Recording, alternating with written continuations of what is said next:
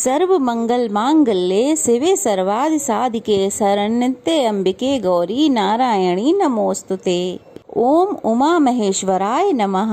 आप सब जानते हैं कि सावन का महीना भगवान शिव को समर्पित होता है और जिस प्रकार से सावन सोमवार को भगवान शिव की पूजा की जाती है, ठीक उसी प्रकार से सावन महीने में पड़ने वाले मंगलवार को मंगला गौरी का व्रत रखा जाता है और इस व्रत में महागौरा की पूजा की जाती है। माँ गौरा की पूजा का विशेष महत्व है। यदि सावन के मंगलवार को आप विधि विधान से पूजा करती हैं, व्रत रखती हैं, तो आपको अखंड सौभाग्य का वरदान मिलता है। लेकिन आपको इस बात का ध्यान रखना है कि अगर आपने मंगलवार का व्रत किया है तो आपको कथा पढ़नी अथवा सुननी अनिवार्य हो जाती है, क्योंकि बिना कथा के कोई भी व्रत पूरा नहीं होता है। तो आज की वीडियो में आप सुनेंगे मंगला गौरी व्रत की संपूर्ण कथा और साथ ही जानेंगे पूजा विधि के बारे में। तो चलिए सबसे पहले सुनते हैं मंगला गौरी व्रत कथा। पौराणिक कथा के अनुसार बहुत समय पहले की बात है, एक शहर में धनपाल नाम का एक व्यापारी रहा करता था।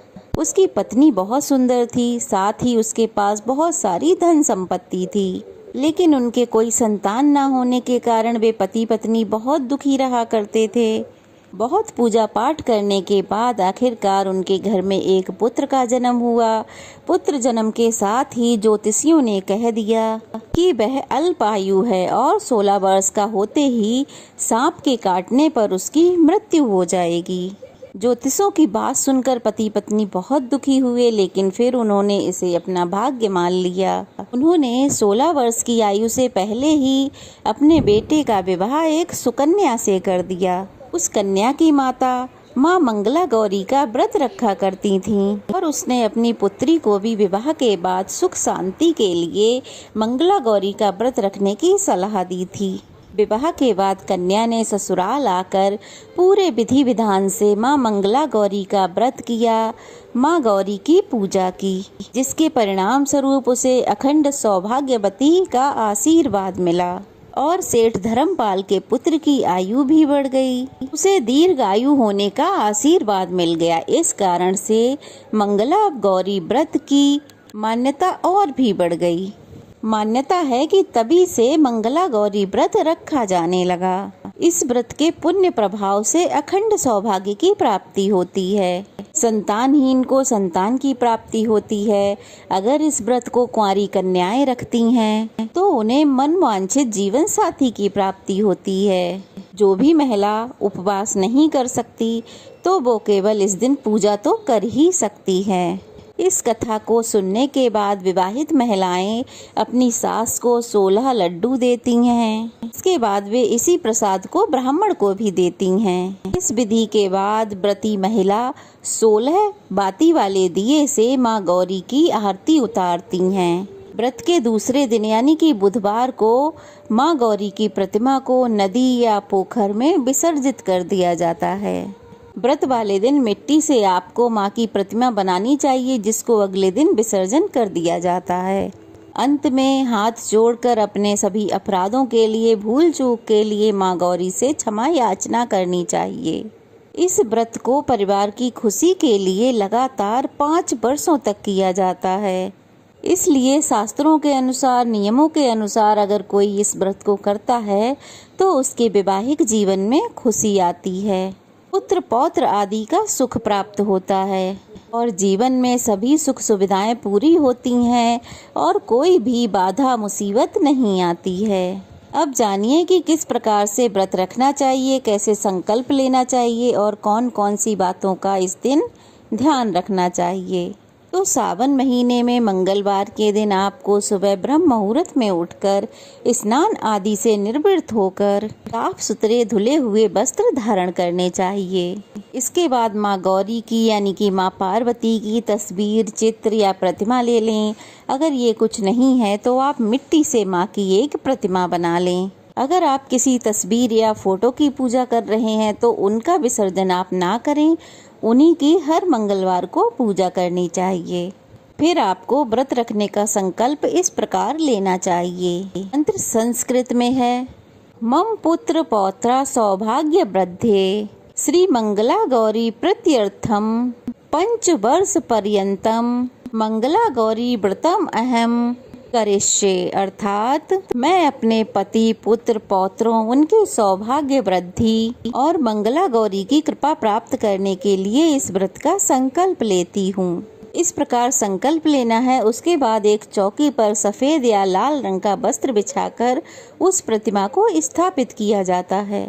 फिर एक घी का दीपक जो कि आटे से बना होना चाहिए माँ के आगे जलाना चाहिए। दीपक इतना बड़ा होना चाहिए कि उसमें 16 बत्तियां लग सकें, क्योंकि आज के दिन 16 बत्तियों वाला ही दीपक जलाना चाहिए। फिर कुमकुम सिंदूर आदि माँ को अर्पित करें, लाल पुष्प माँ को अर्पित करें। उसके बाद माँ का 16 उपचार विधि से पूजन करें, यानी कि उनको 16 तरह की जो पूजन सामग्री है वो अर्पित करें।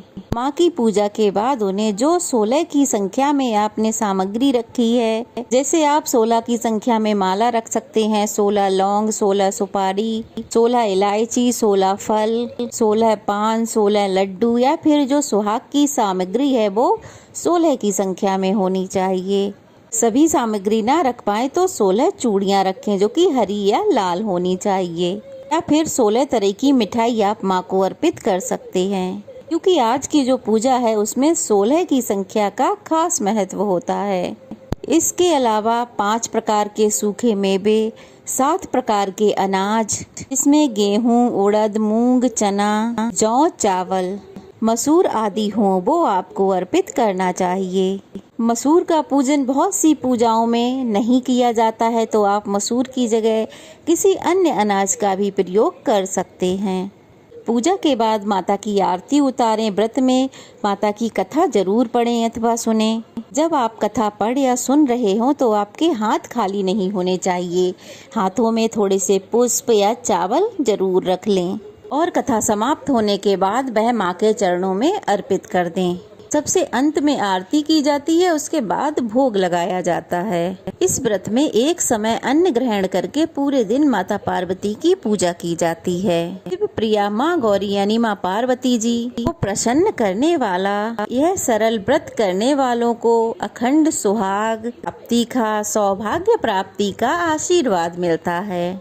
आज के दिन आप पूजा करते समय ओम उमा महेश्वराभ्याय नमः का जाप करें, या फिर ह्रीं मंगले गौरी विवाह बाधाम नाशय स्वाहा, या फिर गण गौरी शंकरार्धांगी यथा तुम शंकर प्रिया माँ कुरु कल्याणी कांत कांताम सुर दुर्लभाम, या फिर ओम शिवाय नमः, ओम उमाय नमः, ओम पार्वते नमः, ओम जगद्धात्रे नमः, ओम जगत प्रतिष्ठाय नमः, ओम शांति रूपेण नमः। इन मंत्रों में से किसी भी मंत्र का यथासंभव या फिर 108 बार जाप कर सकते हैं।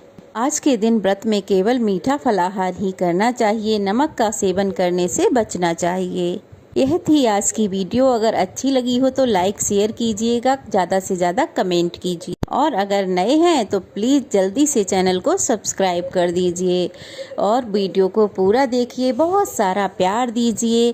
तो चलिए फिर मिलते हैं, तब तक के लिए जय महागौरी, जय मंगला गौरी। हम सब पर यूं ही अपनी कृपा बनाए रखें, सबका सुहाग हमेशा अमर रहे। जय माता दी।